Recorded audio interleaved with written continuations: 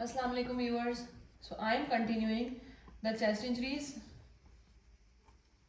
अब हम थर्ड वाली पे आएंगे from the immediately life threatening जो दैट इज मैसिव हीमोथोरैक्स. ठीक है, हीमोथोरैक्स का मतलब मैं बता चुकी हूँ पहले कि blood in the thoracic cavity. ठीक है, पहले जो नीमोथोरैक्स के अंदर क्या थी, between the lung and the pleura there was air.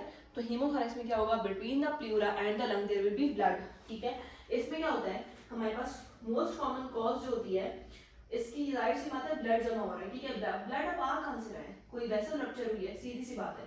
ठीक है, तो हमारे पास मोस्ट कॉमन वेसल्स जो कि रप्चर होती हैं and they cause massive haemothorax that is या तो हमारे पास इंटरकॉस्टल आर्टरीज होती हैं या इंटरनल मेमोरी आर्टरीज होती हैं. अब ये आपने याद रखते हैं कि पेपर में आने वाली बातें हैं. ठीक है, इंटरनल मेमोरी आर्टरी या फिर इंटरकॉस्टल वेसल्स. ठीक है, ये आपने याद रखनी है. अच्छा, उसके अलावा क्या है, हमारे पास पेनिट्रेटिंग इंजरी के अंदर थोरेसिक और एब्डोमिनल विस्टा से ब्लड लीक हो सकता है.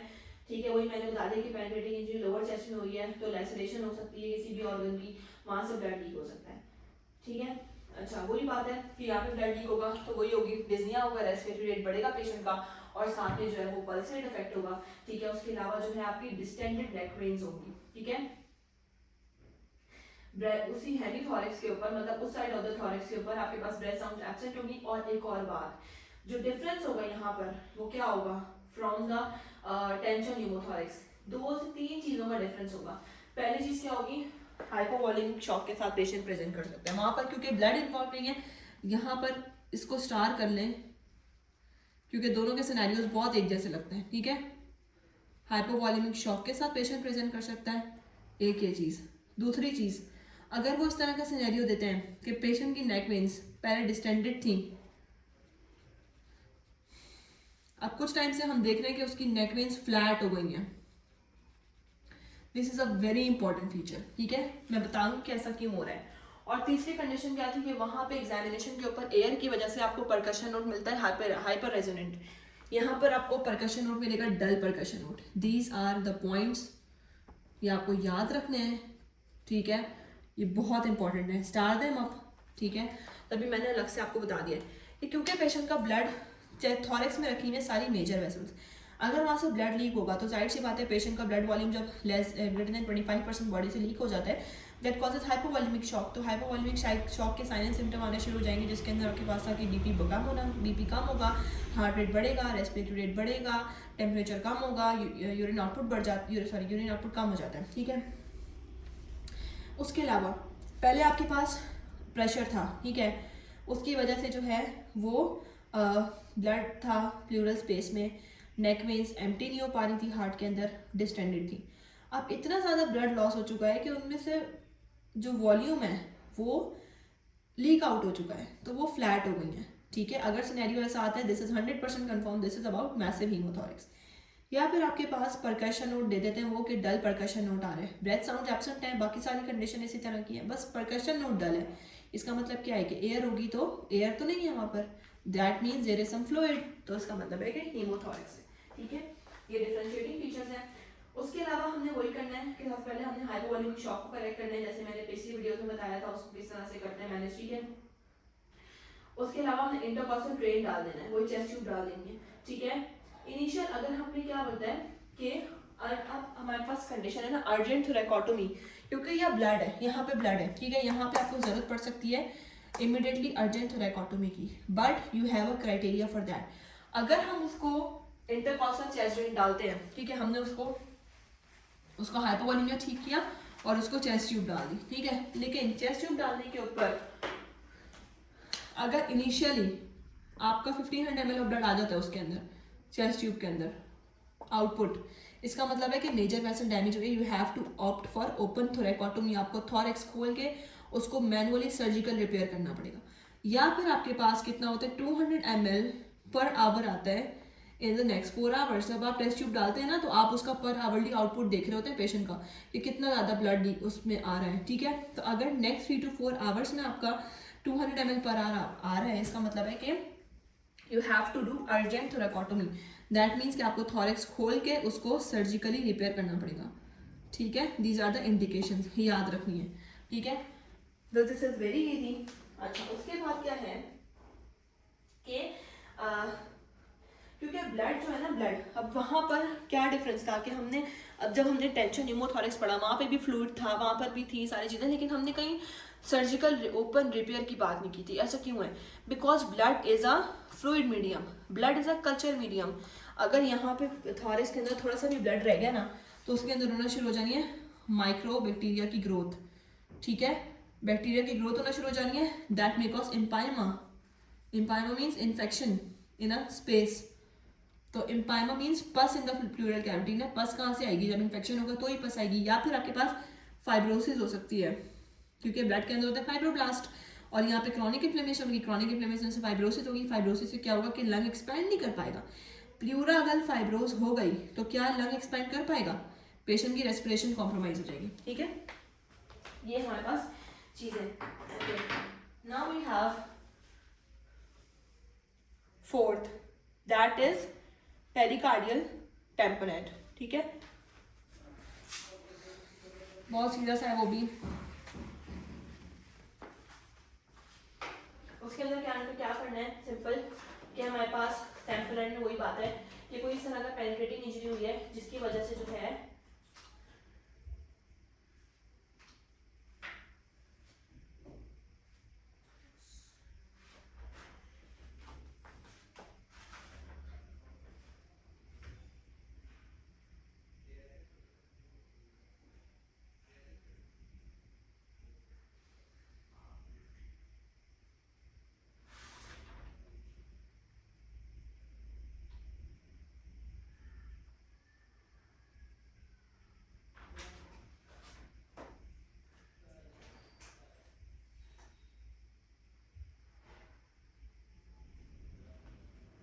ठीक है।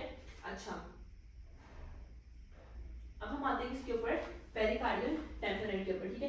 अब पेरिकार्डियल टेम्परेट बेसिकली क्या है कि पेरिकार्डियल ट्रॉमा हुआ है, ठीक है, वही बात है कि हार्ट के अंदर जो ब्लड हो गया है पेरिकार्डियल सैक के अंदर, ठीक है, तो कंप्रेस हो गया पेरिकार्डियल सैक, ठीक है।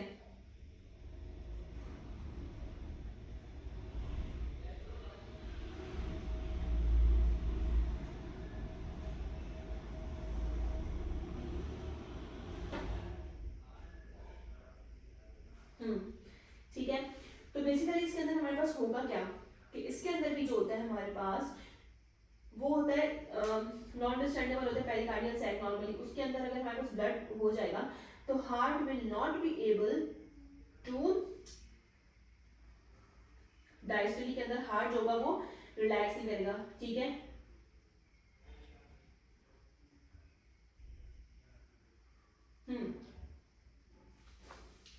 अब इसमें बेसिकली क्या होगा, इसके अंदर आपके पास, okay, next start pericardial tamponade. Heart है, हार्ट के साथ पेरिकार्डियल सैक है, दिस इज नॉन डिस्टेंडेबल। अब अगर कोई चीज यहाँ पर आ जाएगी, ठीक है, यहाँ पर आकर एक्यूमुलेट हो जाएगी, तो उसकी एक्यूमुलेशन की वजह से क्या होगा कि हार्ट आपका डायस्टोली में सही से रिलैक्स नहीं कर पाएगा, ठीक है। उसकी वजह से क्या होगा, ठीक है। अब डिफरेंस क्या है दोनों में? अब इन्होंने लिखा हुआ है डेविडसन के अंदर कि pericardial tamponade needs to be differentiated from a tension pneumothorax in the shock patient with distended neck veins. इसका मतलब ये है कि अगर आपके पास एक डिस्टेंडेड नेक वेन्स का पेशेंट आता है और वो शॉक के अंदर है, ठीक है, शॉक है और डिस्टेंडेड नेक वेन्स है, इसका मतलब क्या है?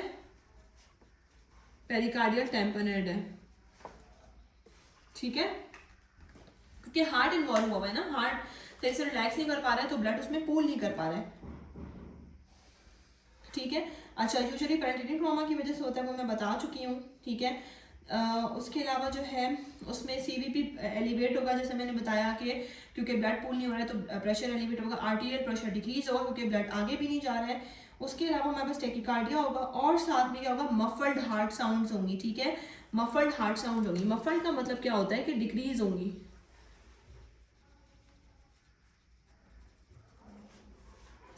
ठीक है। S1 S2 हार्ट की हमें क्लियर नहीं मिलेगी, डिक्रीज मिलेगी, क्योंकि जब हमारे पास पहले तो हार्ट और थॉरेक्स, हम स्टेथ यहाँ रख रहे थे, हार्ट के बीच में कोई फ्लूइड नहीं था, वो डायरेक्ट हम सुन रहे थे स्टेथ से, डायफ्राम से, तो हमें इजीली नजर आ रहा था, सॉरी इजीली हम we were easily hearing to that. लेकिन जब कोई फ्लूइड आ गया ना बीच में, तो जाहिर सी बात है कि साउंड की ट्रैवल फ्लूइड से डिक्रीज हो जाती है, तो हमें हार्ड साउंड्स मफल्ड मिलेंगी, ठीक है। उसके अलावा फिर हम देखते हैं CVP लाइन डालते हैं, ताकि हम राइजिंग अगर राइट एट्रियम के अंदर डालते हैं, जैसे मैंने पहले बताया था, तो उसका राइट एट्रियम का प्रेशर उसे देखते हैं, ठीक है। उसके अलावा हमारे पास जो है इसके अंदर मोस्ट सब फास्टेस्ट चीज़ जो हमने करनी होती है, रिलायबल डायग्नोस्टिक टूल है, दैट इज फास्ट स्कैन, ठीक है। क्योंकि वैसे तो आपको नहीं पता चलेगा, बस आप एग्जामिनेशन के ऊपर कर लेते हैं, लेकिन most reliable is fast scan, ठीक है। अच्छा, देन वी हैव उसके बाद हमारे पास क्या है, अब एक टेम्परेरी मेजर है इसको ट्रीट करने का, दैट इज नीडल पेरिकार्डियोसेंटेसिस, ठीक है। नीडल पेरिकार्डियोसेंटेसिस मतलब एक नीडल डाल के यहाँ से हम ब्लड निकाल लें, ठीक है। लेकिन उसका मसला क्या है, उसका मसला ये वो टेम्परेरी है, पहली बात। दूसरी बात, बहुत हाई रिस्क है, आइट्रोजेनिक इंजरी बहुत कॉमनली कॉज कर सकती है, ठीक है। उसके अलावा क्या है कि this is just a temporary management, ठीक है। तो हमें इसकी सर्जिकल मैनेजमेंट करनी पड़ती है। मोस्ट ऑफ द केसेस ये इतना सीवियर होता है कि हमें सर्जिकल मैनेजमेंट करनी पड़ती है, ठीक है। ओपन स्टेनोटोमी कर देते हैं, मींस स्टर्नम से खोल के पूरा थॉरिक्स, या फिर सिर्फ लेफ्ट थोरैकोटोमी करके, जो भी साइड आपकी वॉल है लेफ्ट वाली, लेफ्ट थोरैकोटोमी करके जो है वो इमरजेंसी रूम में ही हो जाती है ओपन सर्जरी, ठीक है। Next we have is open pneumothorax. Open pneumothorax की बहुत सारी इंट्रोडक्शन में पहले दे चुकी हूँ, क्या होगा, कैसे होगा, क्यों होगा, ठीक है। अब बस ये बताना है मैनेज कैसे होगा। वही बात है कि अगर आपके पास चेस्ट वॉल के अंदर ग्रेटर देन 3 सेंटीमीटर की वूंड डेवलप हो जाती है, ठीक है, वो सक करती रहेगी एयर को अंदर, एयर अंदर सक होगी तो लंग एक्सपैंड नहीं करेगा, लंग एक्सपैंड नहीं करेगा तो सारे फीचर्स टेंशन न्यूमोथॉरिक्स वाले ही आएंगे, ठीक है। और पेशेंट जल्दी डिटोरिएट करने के चांसेस होते हैं क्योंकि यहाँ से ज़्यादा एयर अंदर जा रही है, ठीक है। तो हमने करना क्या है, इसकी मैनेजमेंट थोड़ी सी डिफरेंट है कि हमने बेसिकली करना क्या होता है इसके अंदर, this is also called sucking chest wound, ठीक है, because it is sucking the air inside, ठीक है। सबसे पहले हमने क्या करना है, हमने इस वूंड को, इसका रास्ता बंद करना है, ठीक है। हमने क्या करना है, एक हमारे पास ड्रेसिंग होती है, ऑफ साइड ड्रेसिंग आती है। वो क्या होता है, आपने 3 तरफ से अप्लाई वो ड्रेसिंग 3 तरफ से कवर कर देती है वूंड को, एक तरफ से वो ड्रेसिंग ऊपर से हम ऐसे लूज छोड़ देते हैं, यहाँ से स्पेस बन गई एयर के जाने की, ठीक है। उससे क्या होता है, that creates a valvular effect ना, यहाँ से एयर का एग्जिट पॉइंट बन जाता है, ठीक है। तो इस वजह से क्या होता है, अगर हम इसको पूरा का पूरा चारों साइड से चिपका देंगे तो एयर बाहर नहीं आ पाएगी, अंदर ही वो रहेगी, ठीक है। तो हमने बेसिकली इसके लिए एक स्केप रूट देना होता है इसको, वो हम स्केप रूट देते हैं, ठीक है, ऑन द वूंड करते हैं। दूसरी जगह हम क्या करते हैं, चेस्ट ट्यूब डालते हैं। चेस्ट ट्यूब कहाँ पर डालते हैं, ताकि जो एयर अंदर चली गई है वो बाहर आ जाए। दूसरा रूट कैसे देंगे, एक तो हमने उसको यहाँ से वो दिया ना, स्केप रूट दिया, दूसरा स्केप रूट हम उसको नेगेटिव प्रेशर क्रिएट करके देंगे चेस्ट ट्यूब के अंदर, ठीक है। दूसरा हम उसकी चेस्ट ट्यूब डालेंगे, लेकिन away from the side of the wound डालेंगे।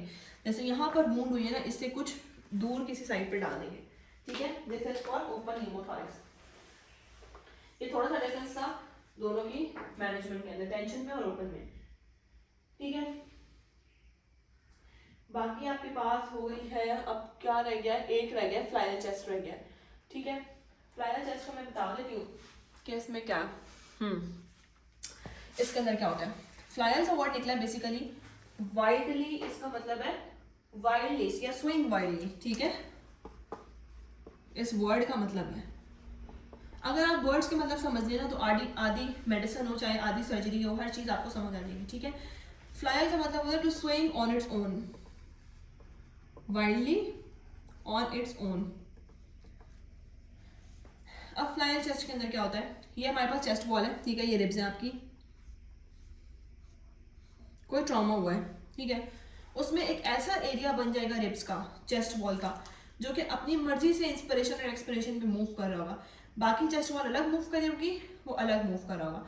और ये कब बनेगा, जब ग्रेटर देन 3 रिब्स फ्रैक्चर हो जाएंगी, ठीक है, ऑन ग्रेटर देन 2 साइड्स, ठीक है, या फिर इक्वल टू किसी एक साइड पे भी या किसी दूसरी 2 साइड्स पे अगर ग्रेटर देन 3 रिब्स फ्रैक्चर हो जाती हैं, इसका मतलब है कि दैट विल कॉज फ्लाइयल चेस्ट। अब उसमें क्या होता है, नॉर्मली इंस्पिरेशन के ऊपर इसका सबसे बड़ा मसला ये कह रहा है कि ये मूव करता है paradoxical to the rest of the chest wall.